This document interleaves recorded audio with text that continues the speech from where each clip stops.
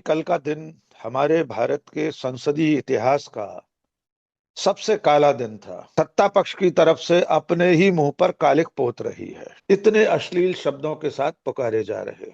न केवल कैमरा बना रहा उनके ऊपर, माइक भी म्यूट नहीं किया नहीं गया। हुआ। प्रियंका गांधी ने बाद में बाहर कहा ना कि जब नरेंद्र मोदी डरते हैं तो निशिकांत जैसे लोगों को उठा देते हैं।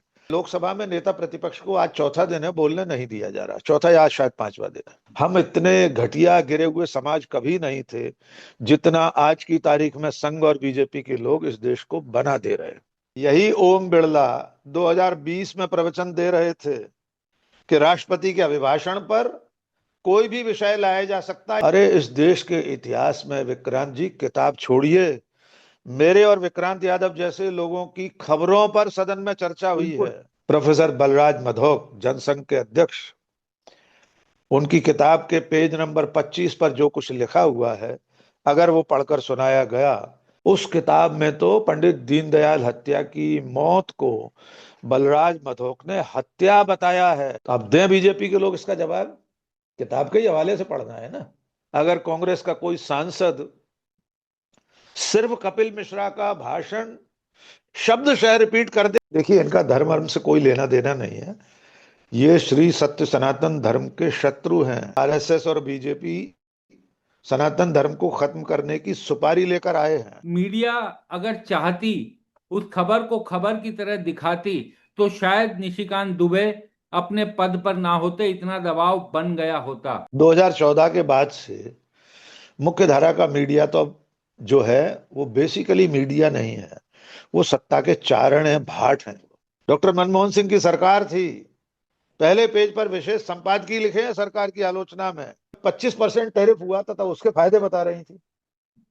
अब जब कम हो गए, 25 से 18 हो गया, तब उसके फायदे बता रही। डॉलर की कीमत बढ़ने के फायदे भी बता चुका है ये मीडिया। पेट्रोल डीजल की कीमतें बढ़ने के बाद प्राइम टाइम एक चौधरी साहब तिहाड़ रिटर्न सुना चुके हैं। मैं तो साफ पूछना चाहता हूं, राजनाथ सिंह, नितिन गडकरी, ये पढ़े लिखे लोग कैसे बर्दाश्त करते हैं इतनी निर्लज्जता।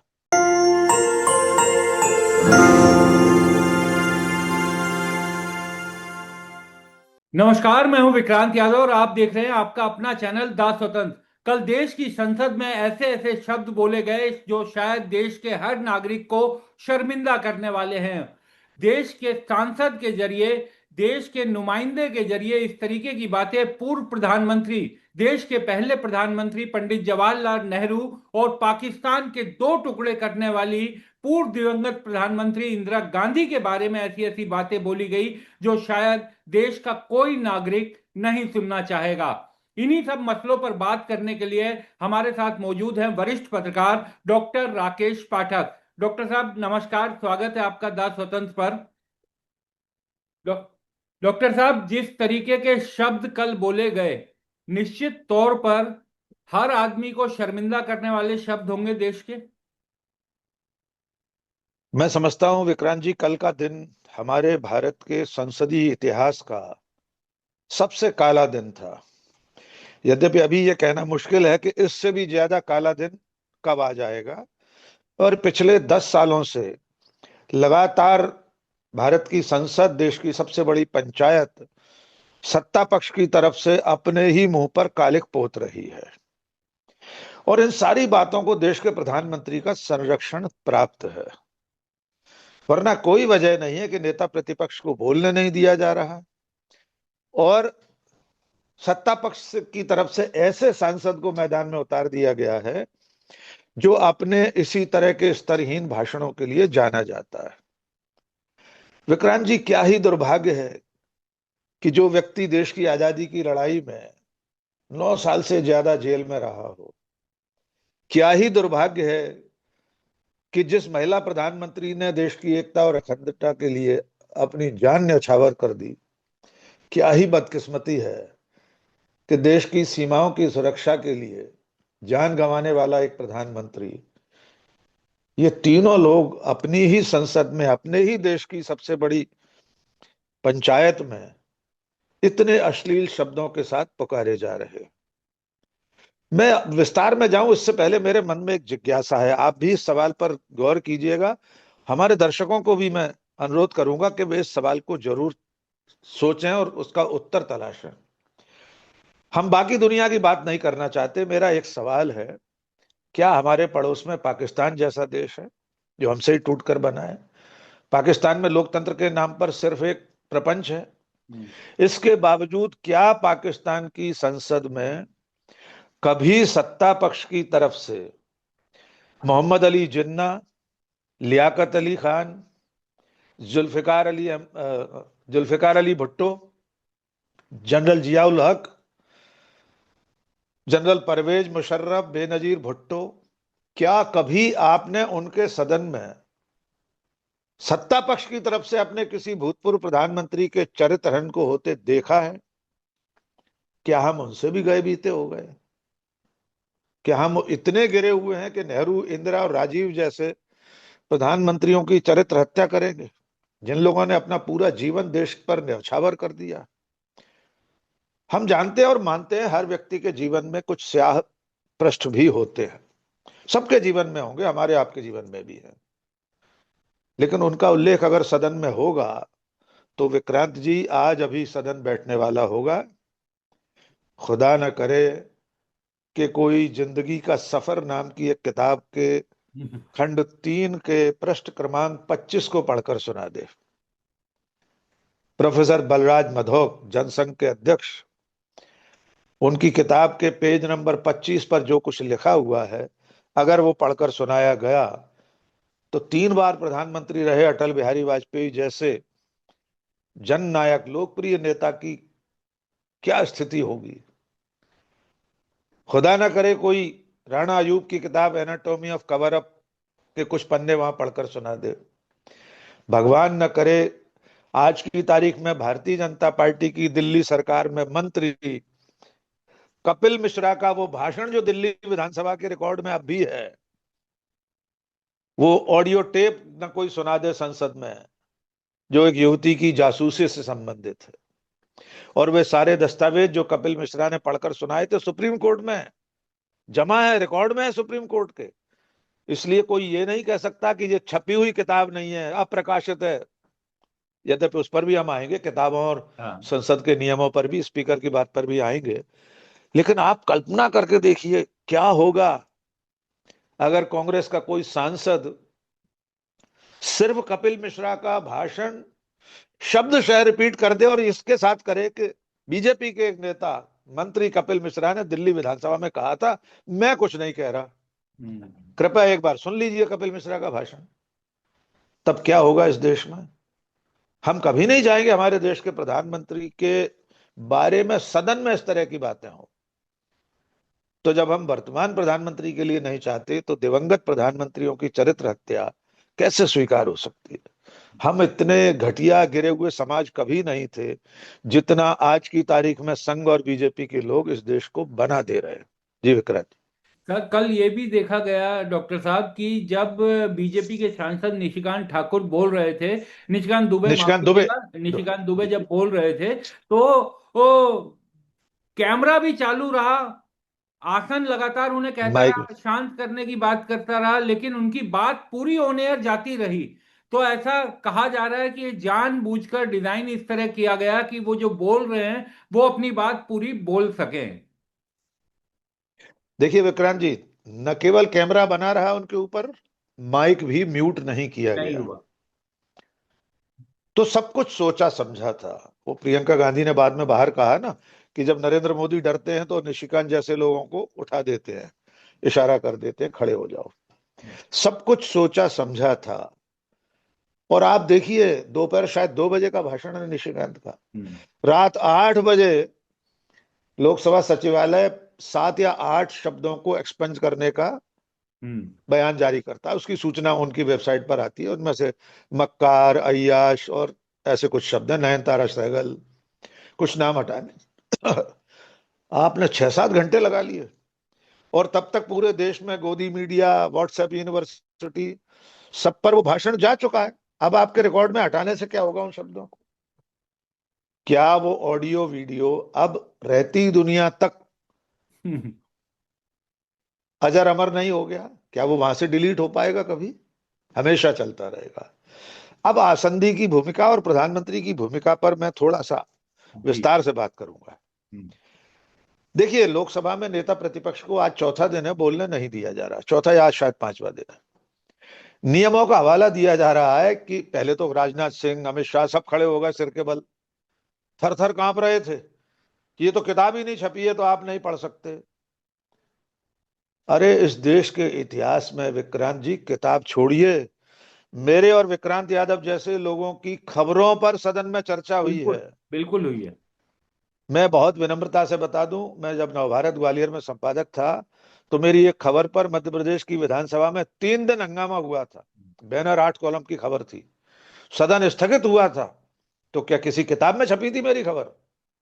विक्रांत जी की जाने कितनी ब्रेकिंग न्यूज पर सदन में चर्चा हुई है, तो कोई किताब छाप दी थी क्या विक्रांत यादव ने? अब आते हैं उस मुद्दे पर कि किस तरह से दुभांति हो रही है नेता प्रतिपक्ष और सत्ता पक्ष के साथ। निशिकांत दुबे जैसा उदाहरण, निर्लज्ज उदाहरण दूसरा नहीं मिलेगा कि 3 दिन पहले आप राहुल गांधी को किताब या संस्मरण के हवाले से, मैगजीन के हवाले से पढ़ने नहीं दे रहे। स्पीकर कह रहा है किताब या पत्रिका या अखबार से कुछ नहीं पढ़ा जा सकता। नियम 349 का राग अलाप रहे हैं। वो उसी सदन में निशिकांत 6 किताबें लेकर आए, पढ़ दी। मजे की बात यह है, यही ओम बिड़ला 2020 में प्रवचन दे रहे थे कि राष्ट्रपति के अभिभाषण पर कोई भी विषय लाया जा सकता है, यहां तक कि जो विषय आप जोड़ना चाहें माननीय सदस्यगण, उसका भी उल्लेख कर सकते हैं। अब एक और सोने में सुहागा सुन लीजिए सर। प्रधानमंत्री नरेंद्र मोदी ने इसी देश में, देश की संसद में एक फेकिंग न्यूज पढ़ी थी। फेकिंग न्यूज नाम से एक वेबसाइट है, उसकी उद्घोषणा, उसका डिस्क्लेमर है कि हमारी वेबसाइट सिर्फ फेक न्यूज फैलाती है। सटायर है, एक हास्य व्यंग है। उस फेकिंग न्यूज वेबसाइट पर से प्रधानमंत्री मोदी ने धारा 370 पर चल रही बहस में उमर अब्दुल्ला और फारूक अब्दुल्ला का नाम लेकर भाषण दिया था कि उमर अब्दुल्ला ने कहा कि अगर 370 हटी तो कश्मीर आजाद हो जाएगा। फारूक अब्दुल्ला ने कहा कि अगर 370 अनुच्छेद हट गया तो कश्मीर की आजादी का रास्ता खुल जाएगा, वगैरह वगैरह। वो जिस वेबसाइट से पढ़ रहे थे नरेंद्र मोदी, वो उसका नाम ही है फेकिंग न्यूज। तो आप बेशर्मी की पराकाष्ठा देखिए कि जिस देश में, जिस देश की संसद में प्रधानमंत्री फेकिंग न्यूज जैसी वेबसाइट से दो दो मुख्यमंत्रियों को गरिया सकते हैं, उस संसद में नेता प्रतिपक्ष एक पत्रिका में छपे हुए संस्मरण को नहीं पढ़ सकते।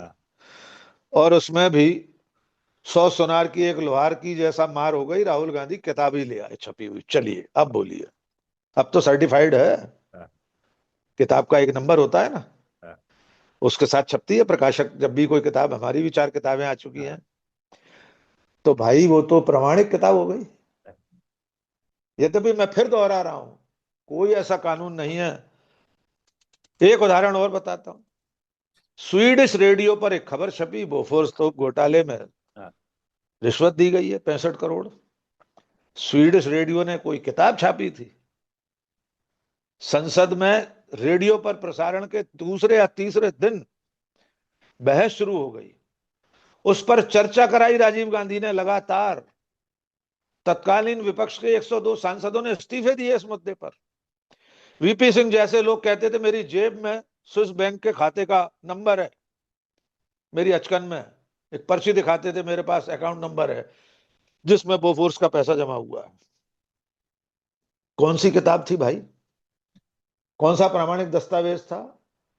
दूर 670 किलोमीटर, जाने कितने 100 किलोमीटर दूर बसे देश में, वहां का एक रेडियो कोई खबर चला दे और उस पर हमारी संसद में बहस हो गई। सरकार चली गई, राजीव गांधी प्रधानमंत्री नहीं रहे, चुनाव हार गए, जान गंवा बैठे। आप कल्पना कीजिए अगर बोफोर्स का मुद्दा नहीं होता, हो सकता है राजीव गांधी आज भी जिंदा होते, सत्ता में होते, विपक्ष में होते, हमें उससे कोई फर्क नहीं पड़ता। और उस बोफोर्स घोटाले का भी जिक्र कर रहे हैं निशिकांत दुबे। 4 फरवरी 2004 को दिल्ली हाई कोर्ट ने राजीव गांधी, एस के भटनागर सबको बरी कर दिया था। उन्होंने कहा था सीबीआई इसमें कुछ साबित नहीं कर सकी। 65 करोड़ की रिश्वत के आरोप में 250 करोड़ रुपए भारत सरकार के खर्च हो गए बोफोर्स की जांच में। बिजनेस क्लास में जाते थे सीबीआई के अधिकारी, स्विट्जरलैंड, स्वीडन और पता नहीं कहां कहां, 7 स्टार होटलों में रुकते थे। उसकी अपील सुप्रीम कोर्ट में की गई, सुप्रीम कोर्ट ने कहा कोई घोटाला नहीं हुआ है। निशिकांत दुबे कल बोफोर्स का नाम ले रहे थे। कौन सी दुनिया में ले जा रहे हैं हमारे लोकतंत्र को और देश को? कितना झूठ बोलेंगे सदन में, कितनी फिर बातें आपकी भी खुलेंगी। तो मेरा मानना यह है विक्रांत जी, पिछले 2-3 सालों से बीजेपी और नरेंद्र मोदी जिन मुद्दों को उठाते हैं खास तौर से सदन में, वो सब बूमरैंग कर जाते हैं। ये मुद्दा भी खुद को बेनकाब करवाने का मुद्दा बीजेपी ने दे दिया है विपक्ष को, मीडिया को, सबको। कल से देख लीजिए बलराज मधोक की किताब ट्विटर पर कितनी शेयर हो चुकी है। हम ही 3 चैनलों पर अब तक बोल चुके हैं, आपके सामने फिर बोल दिया। कौन पूछ रहा था बलराज मधोक की किताब को? बैन हो चुकी थी वो किताब, तो प्रतिबंधित है, लेकिन मिल जाएगी अभी भी। उसके पीडीएफ रखा है लोगों पर, छप गई कल से अभी तक में। तो पूरे पूरे पेज डाल दिए हैं लोगों ने वेबसाइट पर। उस किताब में तो पंडित दीनदयाल हत्या की मौत को बलराज मधोक ने हत्या बताया है, और हत्या की शक की सुई अटल बिहारी वाजपेयी, नानाजी देशमुख और आरएसएस जनसंघ के कुछ नेताओं की तरफ किया था बलराज मधोक ने। तो अब दें बीजेपी के लोग इसका जवाब, किताब के ही हवाले से पढ़ना है ना। तो मेरा मानना है ये बहुत शर्मनाक दौर है, इसमें अभी बहुत कुछ और इस देश को देखने को मिलेगा। पतन का ये जो ढलान है, पतन की ये जो रपट है, अभी हमारा देश इसमें बहुत ज्यादा नीचे गिरने जा रहा है, और इसकी पूरी जिम्मेदारी मोदी, शाह एंड कंपनी की है। जी विक्रांत जी। डॉक्टर साहब, एक चीज ये पूछना चाहूंगा आपसे कि सनातन धर्म में ये कहा जाता है कि मरने के बाद किसी के बारे में अपशब्द नहीं बोला जाता, और संविधान तो छोड़ दीजिए, मनुस्मृति को ज्यादा मानते हैं। मनुस्मृति में भी ये लिखा है कि मरने के बाद निंदा से बचना चाहिए। तो ये बिल्कुल। किसे मानने वाले लोग हैं? कैसा हिंदुत्व है कि आप अपने पूर्व दिवंगत प्रधानमंत्रियों की ही निंदा कर रहे हैं? निंदा नहीं, आप उनकी चारित्रिक हत्या करने की कोशिश कर रहे हैं। ये तो आपके धर्म के भी खिलाफ है, जिसका झंडा बरदार होने की दावे किए जाते हैं। देखिए, इनका धर्म वर्म से कोई लेना देना नहीं है। ये श्री सत्य सनातन धर्म के शत्रु हैं। आरएसएस और बीजेपी सनातन धर्म को खत्म करने की सुपारी लेकर आए हैं। इनका एक भी काम सनातन धर्म के अनुकूल नहीं है। ये जितनी भी हरकतें करते हैं, जितने भी इनके काम हैं, वो मूलतः सनातन के संस्कारों, भारतीय सभ्यता, संस्कृति, परंपरा, सबके खिलाफ है। आपने बिल्कुल ठीक कहा है, मरने के बाद तो अपराधी तक की किसी की इस तरह से निंदा नहीं होती, इस तरह से उसकी चरित्र हत्या नहीं की जाती। आमतौर पर कोई नहीं करता। शमशान में बैठकर भी लोग अंतिम यात्रा में जाते हैं, वे जानते हैं कि जिसकी अंतिम यात्रा में आए उसने कौन कौन से कुकर्म किए हैं, तब भी लोग बात नहीं करते। ये तो उन लोगों की चरित्र हत्या कर रहे हैं जिन्होंने इस देश की आजादी में महत्वपूर्ण योगदान दिया है। आजाद भारत में राष्ट्र निर्माण में अपना जीवन न्यौछावर करने वाले लोग, अनगिनत गोलियां सीने पर खाने वाली इंदिरा गांधी, चिथड़ों में इस देश के लिए कुर्बान हो जाने वाले राजीव गांधी, आप उनके बारे में ये सब कह रहे हैं। इसके कारण में जाइए विक्रांत जी, बहुत संक्षेप में हम बात खत्म करेंगे अब।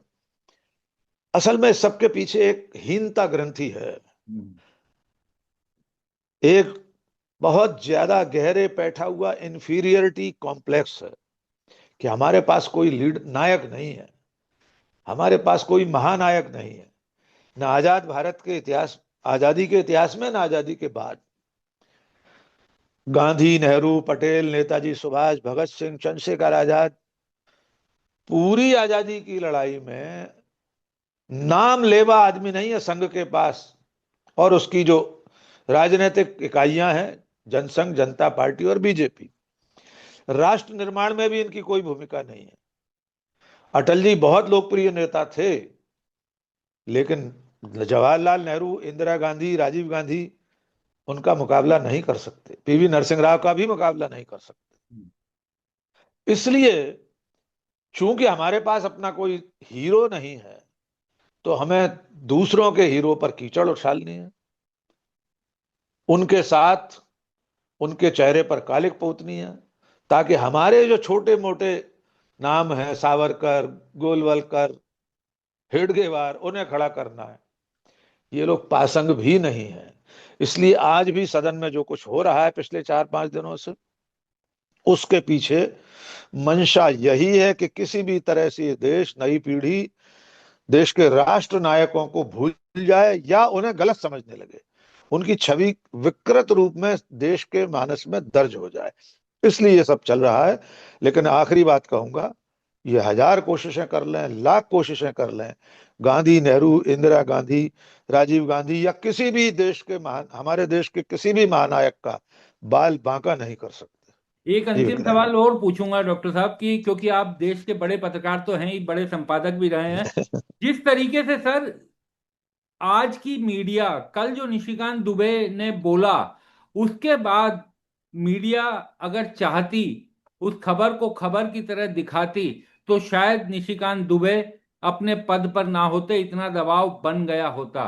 तो देश की मीडिया एकदम ही भूल गई है क्या अपने कर्तव्य, अपने काम को, कि इस तरह की घटना जिसमें आपके पूर्व प्रधानमंत्रियों पर इस तरीके के चारित्रिक हमले किए जा रहे हों, तब भी सही को सही और गलत को गलत नहीं कहा जा पा रहा। 2014 के बाद से मुख्य धारा का मीडिया तो अब जो है वो बेसिकली मीडिया नहीं है, वो सत्ता के चारण हैं, भाट हैं। देखिए, हम और आपने तो 2014 से पहले भी सत्ता से सवाल पूछे थे। मैं तो बिल्कुल। चुनौती देता हूं हर हर पटल पर। मैं 2014 से पहले भी बड़े बड़े अखबारों में संपादक था, नई दुनिया, नवभारत जैसे अखबारों में। डॉक्टर मनमोहन सिंह की सरकार थी, पहले पेज पर विशेष संपादकीय लिखे हैं सरकार की आलोचना में, मीमांसा में। कोई मसला रहा हो, 2G 3G, भले ही वे गलत साबित हुए हैं बाद में, हमने सवाल पूछे ना सत्ता से।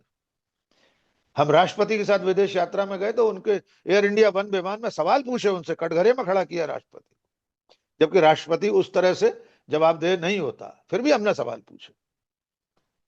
आज का जो मीडिया है वो अपने मूल कर्तव्य को भूलकर सत्ता के लिए कवर अप का काम करता है। आपने देखा नहीं, कल से एक क्लिप चल रही है, मैं नाम भी नहीं लेना चाहता, उन्हें पत्रकार भी नहीं मानता, एक हाँ। मोहतरमा है हम्म। जिनके नाम में मोदी जी का सरनेम भी जुड़ जाता है उनकी जुबान से ही। वे 18 पर, जब 25% टैरिफ हुआ था तब उसके फायदे बता रही थी, अब जब कम हो गए, 25 से 18 हो गया, तब उसके फायदे बता रही। डॉलर की कीमत बढ़ने के फायदे भी बता चुका है ये मीडिया। पेट्रोल डीजल की कीमतें बढ़ने के बाद प्राइम टाइम एक चौधरी साहब तिहाड़ रिटर्न सुना चुके हैं। उनसे क्या उम्मीद करें कि कल वे प्राइम टाइम में ये बताते कि शर्म आनी चाहिए नरेंद्र मोदी को, उनका एक सांसद देश के दिवंगत प्रधानमंत्रियों पर कीचड़ उछाल रहा है। रोकने का काम ट्रेजरी बेंच का खुद का था। बिल्कुल। वो जो आगे की कतार में लोग बैठे थे उनमें से कोई एक खड़े होकर तो रोकता। मैं तो साफ पूछना चाहता हूं, राजनाथ सिंह, नितिन गडकरी, ये पढ़े लिखे लोग कैसे बर्दाश्त करते हैं इतनी निर्लज्जता, इतनी बेशर्मी, कैसे बर्दाश्त करते हैं ये लोग? इनका जमीर भी बिक गया है क्या? इन्होंने स्वाभिमान, बल, बुद्धि, विवेक सबको तिरोहित कर दिया है। इसलिए मीडिया से उम्मीद मत कीजिए, वो तो इस पे और चटखाने ले लेकर चर्चा कर रहा है, उससे तो मजा आ रहा है।